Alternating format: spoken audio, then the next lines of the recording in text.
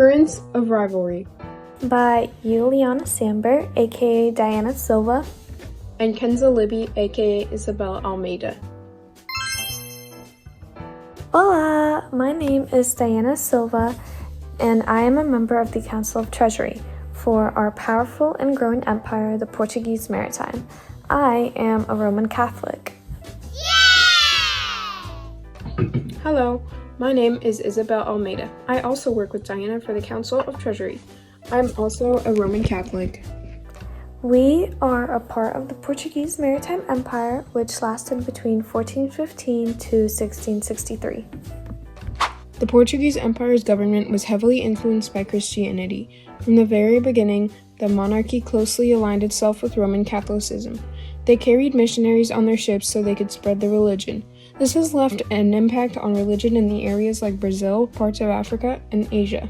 Wow! The Portuguese improved their ships like the Caravel. They contributed to their growing maritime empire, allowing them safer long-distance travels across the ocean. The Portuguese were one of the first to use the transatlantic trade route. As they explored the West African coast, they established trading posts and developed regular sailing routes that connected Europe, Africa, and eventually the Americas. The main language of the Portuguese Maritime Empire was Portuguese. It was used in government, law, trade, and the Catholic Church. As Portuguese settlers established themselves overseas, the language spread to major colonial centers. The primary religion of the Portuguese Empire was Roman Catholicism. Wow. The religion of the empire has had a huge impact on the culture, government, trade, and travel. An important monumental architecture for the Portuguese was Fort Jesus. Fort Jesus was used to control and protect trade goods on the Portuguese trade routes in the Indian Ocean from rivals like the Turks, Indians, and Omani Arabs. The Portuguese Empire mainly relied on the Atlantic trade route and the route around the Cape of Hope to expand its trading network. The empire primarily traded high-demand goods like gold and spices, which were very valuable in Europe. The control of major trade routes and valuable goods allowed the Portuguese Empire to gain major wealth and influence during the Age of Exploration. The Portuguese had an absolute monarchy over their land. Under the absolute monarchy, the king held central authority and made key decisions on exploration. This allowed Portugal to act more quickly on things like funding voyages and establishing trading posts. As the Council of Treasury, we centralized control over royal revenues, centralizing financial administration for the kingdom and its many colonial empire, ensuring that the money flowed from colonies like Brazil and India to the mainland, and overseeing the crucial process of payments and expenses. Captains used naval force, strategic alliances, and other methods to establish Portuguese dominance over key trade routes and overseas territories by using well-armed and designed ships. The Portuguese were able to protect their merchant fleets and seize control of important ports along the African and Asian coasts. This allowed Portugal to become a powerful trading empire. Wow! The Portuguese also invented the Caravel, which was a ship design that played a crucial role in their success. It was small and highly maneuverable. It could carry large amounts of cargo, making it perfect to fit long-distance explorations and trade. It let Portuguese sailors reach far lands and navigate previously inaccessible coastal and shallow areas, giving Portugal a major advantage in exploration. Prince Henry the Navigator was an important figure of the Age of Exploration. His goal was to find gold and spread Christianity. While he did not sail himself, he sponsored voyages to Africa's coast. He established a school of navigation in Sagres, Portugal, and gathered experts to promote the development of the Caravel ship. Now let's meet our rival empire, the Ottoman Empire. This empire spanned from 1299 to 1922.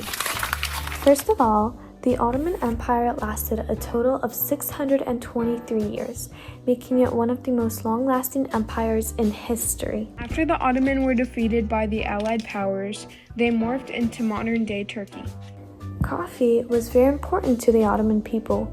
Coffee shops were used as social hubs, helping information spread very quickly. Coffee was introduced in the 16th century and it quickly became popular. Coffee houses became more popular as well and became meeting places to discuss subjects from trade and politics to literature and religion. In the Ottoman Empire, they spoke a numerous number of languages, like Ottoman Turkish, Arabic, and Persian. Arabic was mainly used for religion and law, while Persian was used for literature, poetry, and etc., shaping Ottoman art and writing. They followed Sunni Islam. They had a very important monumental architecture, the Sultan Ahmed Mosque, also known as the Blue Mosque because of the thousands of blue tiles decorating the building. It was built in the 17th century and held the tomb of Sultan Ahmed and his family's tombs. The Ottoman Empire were right at the center of some of the most important trade routes in the world. They traded spices like pepper, cinnamon, and saffron, not only for food but also for medicine. They also traded silk. The Portuguese Empire was eager for these goods because of how much value and profit they would bring to their empire. It would influence an increase in the Portuguese economy. Now, the Ottoman had a very strong military. For example, the Janissaries. They were enslaved boys conquered from Christian territories who were forced to be converted to Islam. They were put through intense training, emphasizing their strength and loyalty, shaping them into elite soldiers. Along with the Janissaries, they used lots of gunpowder weaponry like the Dardanelles gun cannon. This technology helped the Ottoman defeat and conquer many territories, expanding their empire through many continents and strengthening their military. Now let's meet the leader of the Ottoman Empire, Osman I. He was the head of the Oghuz Turkic tribe. Holy cow. With their military strength, it was easy for the Ottoman people to conquer the Byzantine Empire. Plus, their power was weak and declining already. He also conquered oppressive Turks in northwest Anatolia. He was the beginning of the Ottoman Empire because of the many successes he's made and the leadership and determination he showed to his people. Now, attacking the Ottoman Empire would be a stupid move because the Ottoman Empire had a total of 30 million people while the Portuguese only had 3.8. The Ottoman Empire had a much more powerful military and would defeat us immediately. Trading with them would lead to immense profit.